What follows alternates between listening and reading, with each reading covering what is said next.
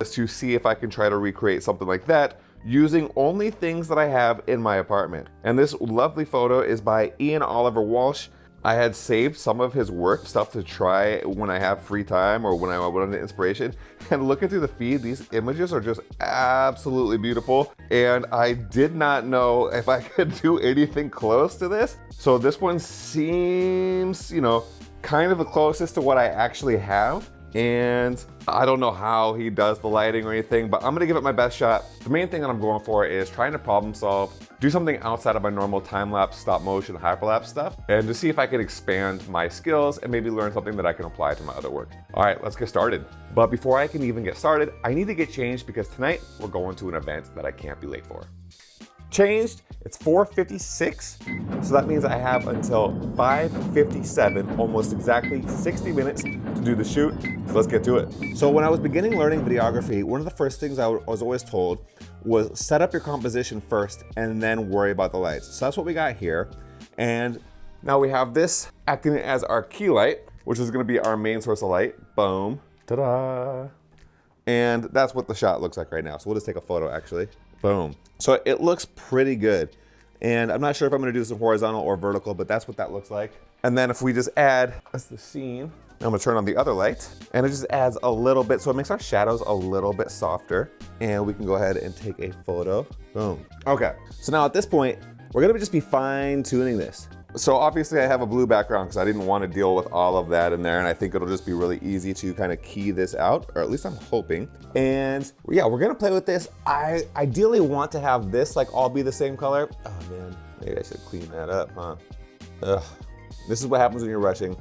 So right now it's about 5:15, so it's taking me about 18 minutes to get to this point. We're gonna see if we can just like do anything else for the next 18 minutes, and if we can make any improvements, and if not, we're just gonna tear it down and head to dinner. Okay, so upon examining this photo a little bit more, it looks like the light is behind the product a little bit. We see like this really, really beautiful shadows kind of on the front of the product. So what we're gonna try to do that.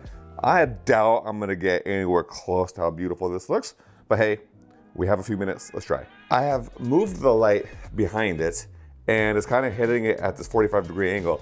But now what's happening is I have this really, really, really interesting look. I'll just show you the photo. On the highlight right here, you can see it just right there. It's really, really cool. So what I wanna see if I can do is just add a little bit of light in the front to maybe accentuate the Jones. This one right here is really, really dark and I'm not liking that, but this is pretty pleasing. So we're gonna play with this a little bit. All right, so I'm really liking the light placements that we have here.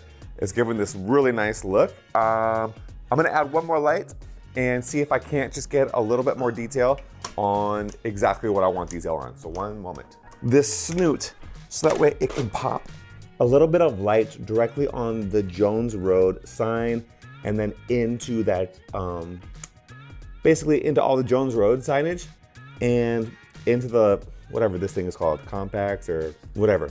Oh, now the only thing I never thought of is I might wanna have that open. Shoot.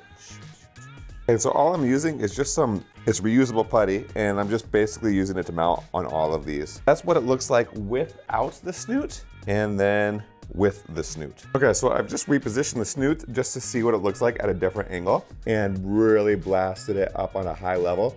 So let's just try that real quick. Okay, so I think we got it. We did it all horizontal. It's 5:31, I got 15 minutes left. So what I'm gonna do is we're gonna try something a little bit different. See if we can come up with our own idea to fit a vertical format for this photo. So let's see, we got 15 minutes. So that is what I ended up coming up with. That is all the time I got. You know, whatever, we'll figure out how it was, but it was really fun. It is currently 5:40, which means I have just enough time to feed the cats. Natasha. Sit. Good, stay. Okay, good job, guys. Oh, well, that is a really fun experiment. Did it all in a little less than an hour, and I'm really excited to see what it looks like in the editing room and what we can come up with it. But shout out to Ian Oliver Walsh for the amazing photography as the inspiration for this. This was a really, really fun process to try. I'm really excited to see what it looks like in the editing room, and hopefully, you know, I can just use this, level up and improve my photography and my lighting in the future. All right, well, that's it for today. Stay creative, and I'll see you next time.